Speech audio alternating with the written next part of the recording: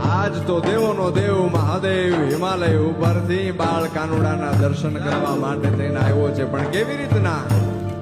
એક જોગીનું રૂપ ધારણ કરી